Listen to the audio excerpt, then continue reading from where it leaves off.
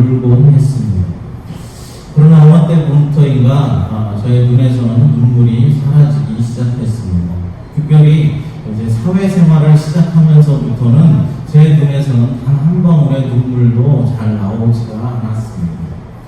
사회생활을 하면서 억울한 일을 많이 당하고 분한 일들을 많이 겪다 보니까 눈물보다는 악과 깡만이 제 삶 가운데 나타나게 되었습니다. 물론 그때도 이제 교회는 그래도 열심히 나름대로 다니고 있었고 나름대로 하나님을 섬기고 봉사도 하고 있었지만은 그러나 교회에 가서 엎드려서 기도를 해도 제 눈에서는 눈물이 흐르지 않았습니다. 그리고 나의 믿음은 점점 더 약해져가는 것을 느꼈습니다.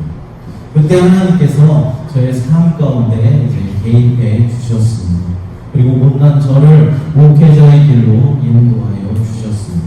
그리고 메말랐던 눈물이 이제 다시 흐르기 시작했습니다. 의미는 조금 다르지만은 제가 어렸을 때 그렇게 눈물 흘리던 많이 흘렸던 그 눈물이 다시 회복되는 것입니다. 나같이 못나고 부족한 사람을 이처럼 사랑하여 주셔서 목회자의 길로 들어설 수 있도록 은혜를 내려주신 것이 너무나 감사하여서 눈물을 흘릴 수밖에 없었습니다. 하나님 앞에 지은 죄가 너무나도 크게 보여서 그것을 회개하면서 눈물을 흘릴 수밖에 없었습니다. 사랑하는 여러분, 우리는 눈물을 회복해야만 합니다. 울어야 한다는 말입니다. 하나님의 은혜와 사랑에 눈물을 흘리면서 날마다 감사의 기도를 드려야 하는 것입니다. 하지만 이 시대의 사람들은 어떻습니까? 눈에서 눈물이 메말랐습니다. 울어야 할 때 잘 울지를 못하는 것 같습니다. 정말로 슬픈 일을 만나고 슬픈 일을 보아도 울지를 못합니다. 나와는 상관없는 일이다 라고 생각하면서 눈물을 흘리기는커녕 오히려 잘됐다 라는 식으로 비아냥거리기가 일쑤입니다. 코로나 팬데믹으로 인해서 이 미국 땅에서만도 20만 명 이상이 목숨을 잃는 그런 일이 지금 진행되고 있습니다. 그리고 우리가 사는 이 하와이 땅에서만도 200명 가까이 되는 사람들이 목숨을 잃었습니다. 그런데 이처럼 처참한 이 코로나 팬데믹의 전염병 상황 가운데 살아가고 있으면서도 우리는 눈물을 흘리며 주님 앞에 회개의 자리로 나오지는 못하고 오히려 모여서 취하고 파티를 즐기는 사람들로 가득 차 있다는 것입니다. 저는 정확히 1년 전에 유명 아이돌 출신의 설리라는 이 유명한 방송인이 이제 자살로 목숨을 끊은 그런 사건이 있었습니다. 다른 사람들에 비해서 조금 통통 튀는 그런 행동들 때문에 그녀가 살아있을 때에도 엄청난 악플에 시달렸었습니다. 그런데 그녀가 이제 자살로 생을 마감했음에도 불구하고 죽은 사람에게 또다시 악플을 다는 사람들도 있었습니다. 자신들의 악플 때문에 그녀가 자살을 결정했을지도 모르는 고인에게 어떻게 인간의 탈을 쓰고 내가 너 그렇게 죽을 줄 알았다 라는 식으로 악플을 또다시 달 수가 있을까요? 사람이 죽어나가는데도 젊은 나이에 죽은 그녀를 애도하고 슬퍼하는 것이 먼저가 아니라 또다시 악플을 달면서 판단하고 비판하는 사람들도 있었다라는 것입니다. 여러분, 이러한 사람들이 가난한 어린이들이 눈에 들어오기나 할까요? 이러한 사람들 눈에 하루하루 고단하고 어렵고 힘들게 살아가는 소외된 이웃들 그리고 어르신들이 생각이나 나겠습니다. 이 시대에는 눈물이 메말랐습니다. 그런데 눈물만 메마른 것 같지는 않습니다. 또 웃음도 사라져버린 것 같습니다. 웃어야 할 때 웃지도 못한다는 것입니다. 아무리 재미있는 예능 프로를 보아도 잘 웃지를 않습니다. 이 시대의 사람들은 왜 울어야 할 때 울지를 못하고 웃어야 할 때 웃지를 못하는 것일까요? 그만큼 감정이 메말라 있다라는 것이겠죠. 너무 자기중심적으로만 생각하고 각박하게 살아가다 보니까 웃지도 못하고 울지도 못하는 그런 사람들로 변해버렸다라는 것입니다. 언제부터인가 우리들은 다들 냉혈한이 되어버렸습니다. 바늘로 찔러도 피 한 방울 나올 것 같지 않은 그런 사람들로 다 변해버렸다라는 것입니다. 그러나 여러분, 우리 그리스도인들만큼은 웃어야 할 때 마음껏 활짝 웃을 수 있고, 울어야 할 때 펑펑 눈물을 흘리면서 울을 수 있어야 하는 것입니다. 특별히 우리 그리스도인들은 하나님 앞에 나와서 울어야 합니다. 하나님 앞에 나와서 울어야 우리가 살 수가 있다는 것입니다. 요즘 세상 살기가 얼마나 힘이 듭니까? 여러분들 다들 힘이 드실 것입니다. 이 코로나 팬데믹 때문에 얼마나 답답하고 하루하루를 살아간다는 것이 기적 같은 그런 삶을 살아가고 있지 않습니까? 코로나가 아니더라 할지라도 물질의 문제로, 또 자녀의 문제로, 건강의 문제로, 인간 관계의 문제로 여러 가지 복잡한 문제들로 얽혀 있기 때문에 얼마나 우리가 우울 일들이 많이 있습니다. 그런데도 우리는 그놈의 자존심 때문인지 잘 울지를 않더라는 것입니다. 그러나 여러분, 우리 주님 앞에서는 마음껏 울어도 됩니다. 주님 앞에서 우는 것은 절대로 허물이 아니다라는 것입니다.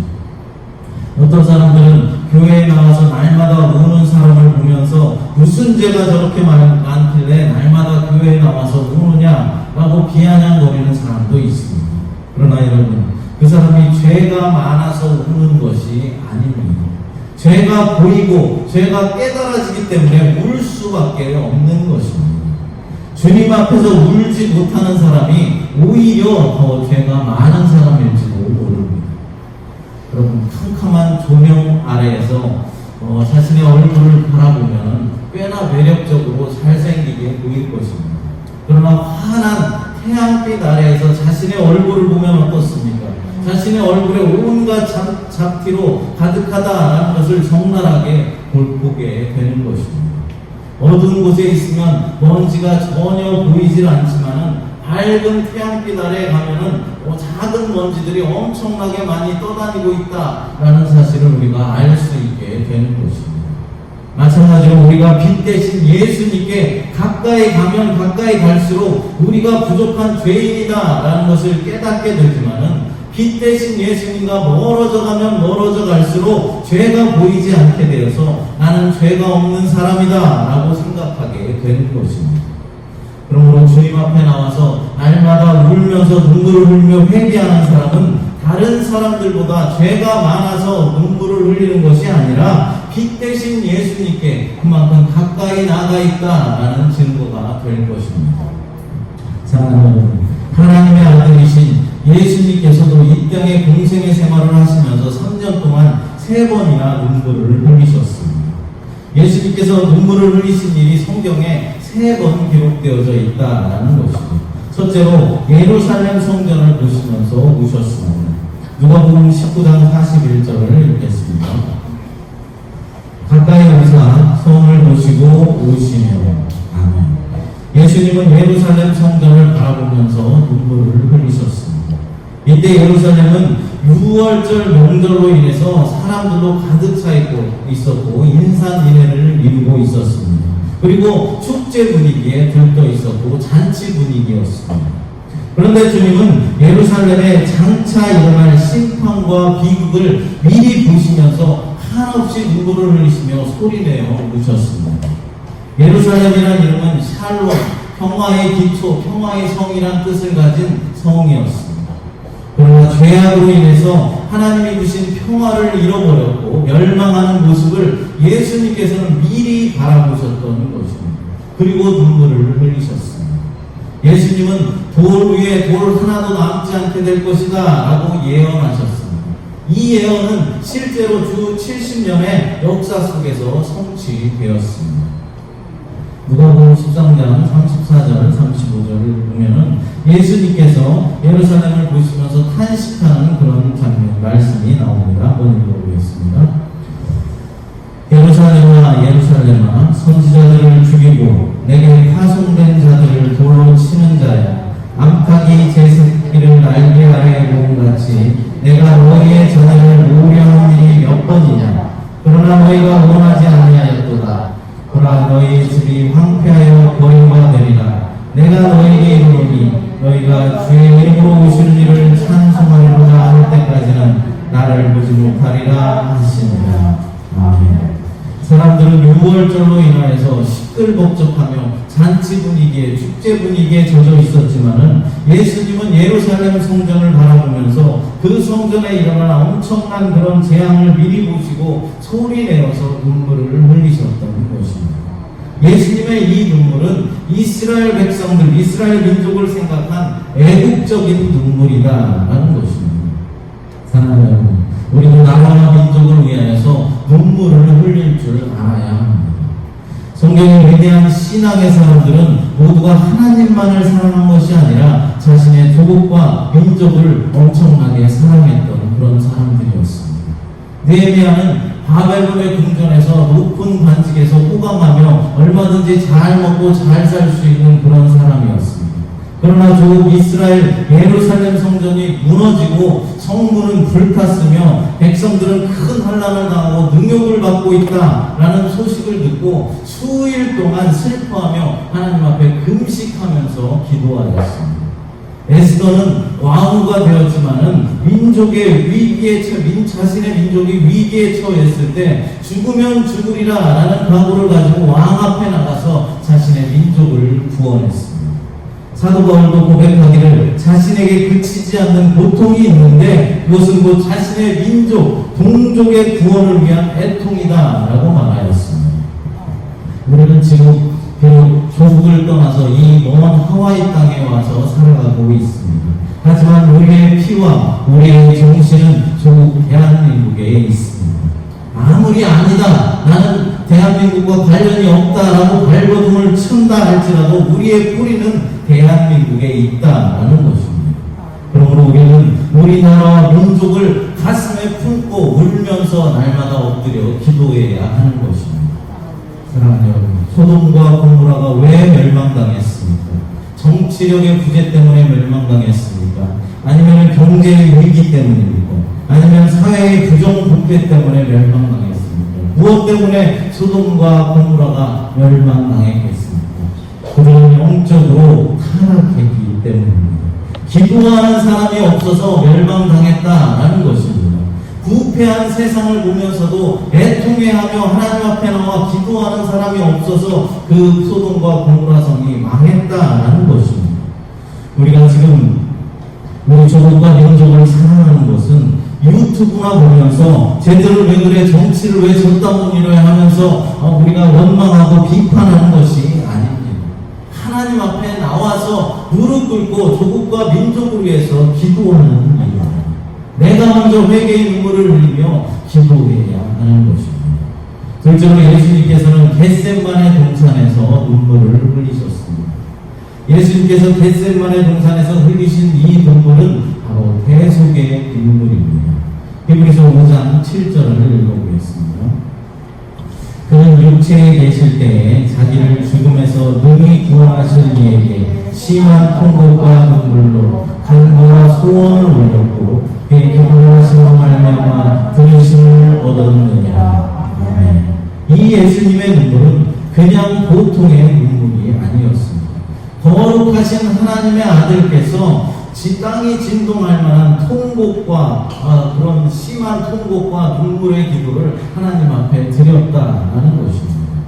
마태복음 26장 38절을 읽어보겠습니다. 이에 말씀하시되 내 마음이 매우 고민하여 죽게 되었으니 오늘 여기 머물라 나와 함께 깨어 있으라 하시고. 아멘. 예수님은 제자들에게 내 마음이 심히 고민하여 죽게 되었다 하면서 자신의 슬픈 마음을 토로하였습니다. 왜 주님께서 이렇게 울면서 기도를 드려야 했던 것입니까? 예수님이 죄가 많아서 회개의 기도를 지금 드리고 있는 것입니까? 그렇지 않습니다.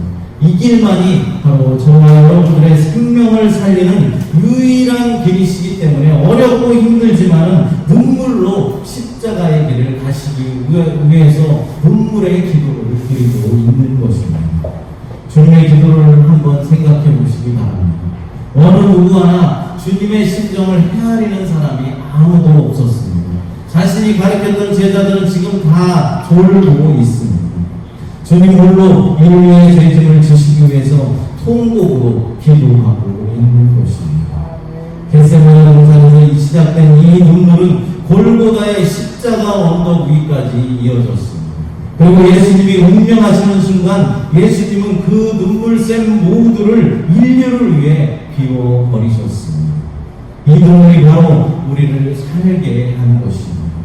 버림당한 우리를 구원하시기 위해서 당신이 예수 그리스도께서 성부 하나님으로부터 철저히 버림당하고 철저히 외면당하셨던 것입니다. 이 주님의 눈물이 없었다라고 한다면 우리는 영원히 이를 갈며 통곡의 눈물을 흘려야만 했을 것입니다. 사랑하는 여러분, 우리는 이 겟세마네 동산에서 흘리신 예수님의 피눈물을 기억해야 할 것입니다. 미국 남북전쟁에 있을 때의 일화입니다. 북군에서는 전쟁에 나갈 군인을 이제 선발하는데 제비뽑기로 사람을 이제 선발했다고 합니다. 그런데 하필 뽑힌 사람 중에 한 사람은 부모도 모셔야 하고 또 가족이 많아서 이 사람이 없으면 가족을 부양할 수 있는 그런 사람 처지에 있는 그런 사람이 그만 이제 전쟁터에 착출되게 된 것입니다. 그때 친구 가운데 한 사람은 부모도 계시지 않고 아직 결혼도 하지 아니하여서 자신이 대신하여서 이 사람을 대신하여서 내가 전쟁터로 나가겠습니다 라고 지원을 했다고 합니다. 그래서 이 친구가 대신해서 전쟁터에 나가게 되었습니다. 그런데 불행하게도 큰 격전이 있던 싸움터에 나가서 그만 전사를 하고 말았습니다. 가족을 부양하고 있던 젊은이는 싸움에 나가서 자기 대신 죽은 친구의 시체를 직접 가져다가 자기 묘지에 묻고 그의 이름을 썼습니다. 그리고 그 이름 아래에 이렇게 적습니다. 그는 나를 위해 죽었다. 그렇습니다. 예수님께서 겟세마네 동산에서 흘리신 이 눈물은 나를 위하여 죽으시기 위해 흘린 눈물이었다라는 것입니다. 예수님은 나를 위하여서 눈물을 흘리신 것입니다. 셋째로 나사로의 죽음 때문에 우셨습니다. 이 눈물의 이야기가 바로 오늘 본문의 말씀입니다. 주님은 나사로와 그 누이 마르다와 마리아를 너무나 사랑하셨습니다. 예루살렘에 오실 때마다 예루살렘 옆에 있는 베다니의 이 나사로의 집에 들려서 그들과 늘 즐겁게 함께 지냈습니다. 요한복음 11장에 가서 보면은 나사로가 이제 병들어서 죽게 되었을 때 그 누이들이 예수님께 사람을 보내어서 소식을 전하였습니다. 주님, 우리 오라버니가 죽게 되었으니 오셔서 좀 고쳐주십시오 라고 전합니다. 그런데 예수님은 어떻게 합니까? 이 소식을 듣고도 그냥 가만히 계셨습니다. 이 병은 죽을 병이 아니라 하나님의 영광을 위함이다 라고 말씀하시면서 계시던 곳에서 이틀이나 더 유하십니다. 그러던 중에 이제 나사로가 죽게 됩니다. 나사로의 죽음을 아신 예수님이 그때서야 나사로가 잔다, 이제 그를 깨우러 간다 라고 말씀하시면서 길을 떠나십니다. 예수님이 베다니에 도착했을 때는 나사로가 죽은 지 이미 나흘이나 지났되었습니다. 4일이 지났다는 것입니다. 죽은 지 4일이 되었으면 시신은 썩고 냄새가 진동할 것입니다. 인간적으로 보는 모든 상황이 종료된 것입니다. 더 이상 어떤 기대도 할 수 없는 그런 상황이 되어버렸다는 것입니다. 그런데 예수님이 왜 나사로의 무덤에 찾아가셨습니까? 주님이 나사로의 죽음을 애도하기 위해서 문상을 나간 것입니까? 그렇지 않습니다. 나사로를 다시 살리기 위해서 찾아가는 것입니다. 그런데 예수님은 왜 눈물을 흘리셨던 것일까요?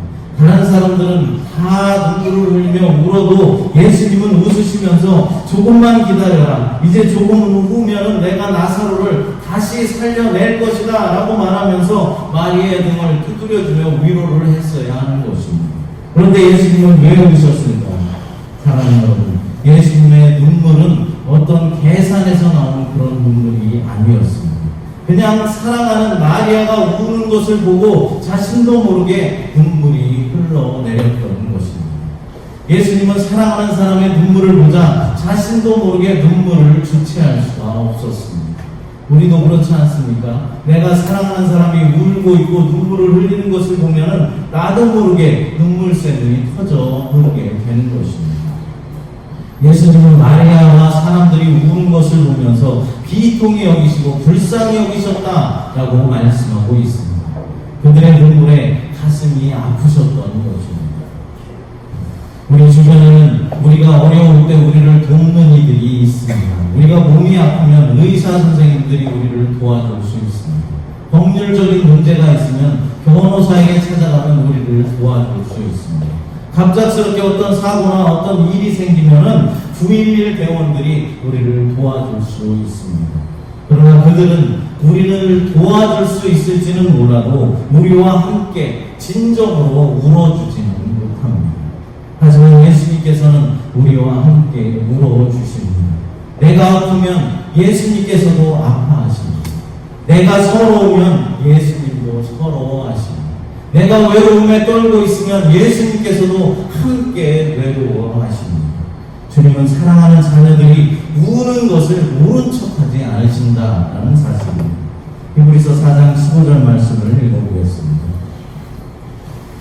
우리에게 있는 대제사장은 우리의 연약함을 동정하지 못하신 이가 아니요 모든 일에 우리와 똑같이 시험을 받으신 이로되 죄는 없으십니다. 아멘. 예수님은 우리의 모든 아픔에 동참해서 함께 아파하신다라는 말씀입니다.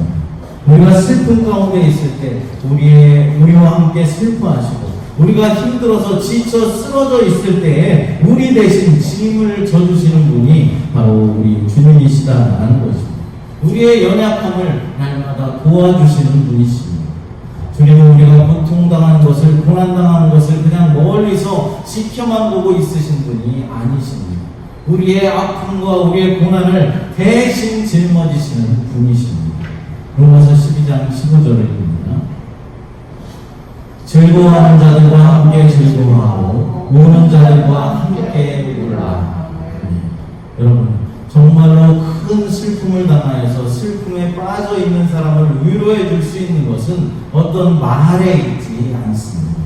그들의 슬픔에 공감하고 함께 슬퍼하며 울어주는 것이 진정한 위로일 것입니다. 우리에게도 이런 눈물이 필요하다는 것입니다. 고통당하는 사람들을 위한 눈물이 필요하다는 것입니다. 죽어가는 영혼들을 바라볼 때 긍휼함과 안타까운 마음을 가지고 눈물을 흘릴 수 있어야 하는 것입니다. 그런데 이 시대의 그리스도인들의 모습을 바라보면 참 눈물이 없음을 보게 됩니다. 사랑하는 여러분, 예수님께서도 오셨습니다. 하나님의 아들이신 예수님께서도 3번씩이나 눈물을 흘리며 우셨다라는 것입니다. 어디 3번만 우셨겠습니까? 성경에 기록되어 있지 않아서 그렇지 더 많은 시간, 더 많이 눈물을 흘리셨을 것입니다. 무엇 때문에 예수님께서 우셨다고 했습니까? 조국의 아픔을 보고 눈물을 흘리셨습니다. 자신의 앞에 놓인 큰 고통 때문에 눈물을 흘리셨습니다. 사랑하는 사람의 눈물을 보고 예수님은 우셨습니다. 예수님께서도 어려움이 있으면 우셨고 나라와 민족의 장래를 생각하며 눈물을 흘리셨으며 사랑하는 사람을 위해서 눈물을 흘리시는 그런 감성적인 분이셨습니다. 우리도 울어야 합니다. 울어야 우리가 살 수 있습니다. 주님 앞에 나와서 통곡으로 눈물의 기도를 드리시기 바랍니다. 공동 기도 시간에 자신의 어려움을 아뢰면서 눈물을 흘리시기 바랍니다. 죽어가는 이웃들을 생각하면서 우리는 눈물을 흘리며 기도를 드려야 하는 것입니다. 우리 조국의 미래를 생각하면서 눈물을 흘리면서 기도할 수 있어야 하는 것입니다. 그런 여러분들이 되시기를 간절히 축복합니다. 여러분들이 흘리는 이 눈물은 천국의 문을 여는 열쇠가 될 것입니다. 다시 함께 찬양 드리시고 기도하도록 하겠습니다. 예수님께서도 공생의 기간 동안에 3번의 눈물을 흘리셨음을 보았습니다. 주님, 우리도 주님 앞에 나와 눈물을 흘리며 예배할 수 있도록 인도하여 주시옵소서. 나와 가족의 모든 문제들을 아뢰며 울게 하시고 사랑하는 사람들의 이름을 불러가며 울 수 있도록 도와주시옵소서. 나라와 민족을 생각할 때는 내 눈에서 눈물이 보이게 하여 주시옵소서. 이 시간 우리의 간절한 기도에 응답하여 주심을 믿습니다. 욕심으로 구한 것이 있다면 하나님 용서해 주시고 하나님 뜻 가운데 속히 모든 일들이 이루어질 수 있도록 하나님 인도하여 주시옵소서. 여러 가지 예수님의 이름으로 기도드립니다.